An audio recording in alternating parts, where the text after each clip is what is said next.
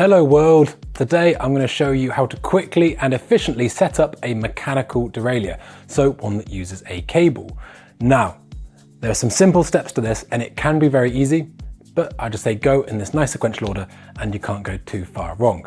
The first thing we need to do is understand the limitations of the cable and the limitations of these limit screws. These limit screws are only there to set the parameters of which the mech can move within.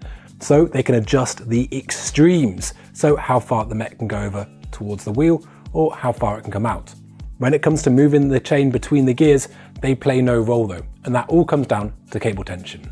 The first thing I'm going to do is ensure the system starts with the right tension.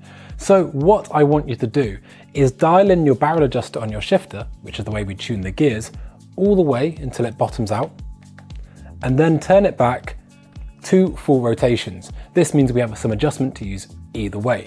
And then we're going to think about that cable. So I'm going to reset it in this instance, but obviously if you were to install a new derailleur, this would be the first thing you should do. You don't want to be pulling down on this very hard. You just want to have it so it's under a small amount of preload, a very, very small amount, but it's still nice and flexible. If you go yank it on with some pliers and stuff, you're already putting the system under too much load and subsequently your shifting's going to be crap. So we want to avoid that at all costs. Next, we're going to ignore the cable for a moment. We're going to come back to it, but we're going to talk about this limit screw. So on modern derailleurs, you can actually see. So here, this screw isn't doing anything when the gear's in this position. And that's because that's the low limit screw. That's going to come into play later. Right now, I want to be using the high limit screw, which on the Shimano system is a 2mm Allen fitting. I want you to turn it until you can really see it start to push the mech across the cassette. That's a way that we know that it's being engaged.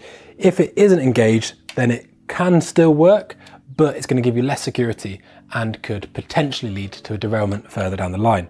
And what I want you to do is, once we've got loads of tension on it, you can see it moved quite far in towards the bike.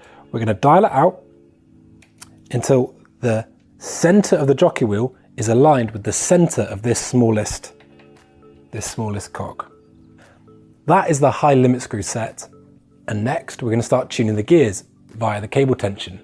So I want you to add 2 clicks. 1, 2. Why 2 clicks? Because what we're going to be looking for is that chain going straight up the cassette and not getting hung around in that middle gear. We're then just going to pedal. So that does pretty good, but actually it's almost, I would say, too much tension. The symptom of that being, instead of it going straight in, it actually wants to go up the cassette a little bit more. So I'm going to reduce the cable tension about a rotation and add 2 more clicks. Then spin the cassette. That's pretty good now, but we're going to give it another one to be absolutely sure. Not bad. So let's see the other way. Now, that's a great way to see how the chain moves up into the bigger cogs, but we needed to go both ways. So we're going to go down 2 clicks. 1, 2, spin. Ooh, that's pretty good now.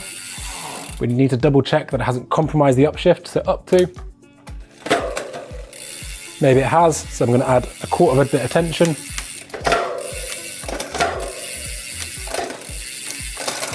There we go, that's pretty good. Now, you might have noticed that I haven't gone all the way up into this bit here. And that's because if your limit screw isn't set correctly, it could risk derailing the chain over the back and just ruin your whole entire day, if not life. So this is where this next limit screw comes into play. So what I want you to do is make sure that it isn't a million miles away from the bump stop. And an easy way to check that is just seeing where it bottoms out. You could actually, if you want to, probably get it set pretty much by eye here. Just driving it across, that looks about right. We're going to do some tweaking anyway. And then we're going to grab 1 more gear. And we're in. Next, much in the same way, we want to do this up until tension is achieved, just preloading that bump stop ever so slightly, and then backing out to make sure that it's not going to interfere in any way. You can also, again, check with your hand that it's not going forward. Another really good way to test for this is when we're in our second gear, our second largest cog, on the upshift, we don't want to be feeling any interference or any numbness towards the end there. I would say that's pretty good. The last thing I want you to think about is B tension. B tension, very unfashionable nowadays, but it's still very, very important. B tension affects how far away that jockey wheel sits from the cassette. As you can imagine, the further away it is, the less control it's going to have over that chain, just because the distance between the two contact points is greater, and the closer it is, well, it's going to start fouling on the teeth itself, which is no good.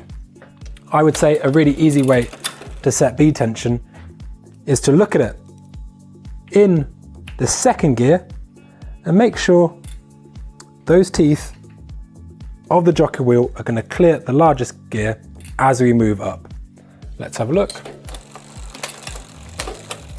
Yeah, there's no noise. As a general rule of thumb, although it sounds maybe kind of slightly counterintuitive, and I don't imagine they say it in the manuals, I typically try to run as little B tension as I can while still clearing all the gears and not getting any as it moves up into the final cog.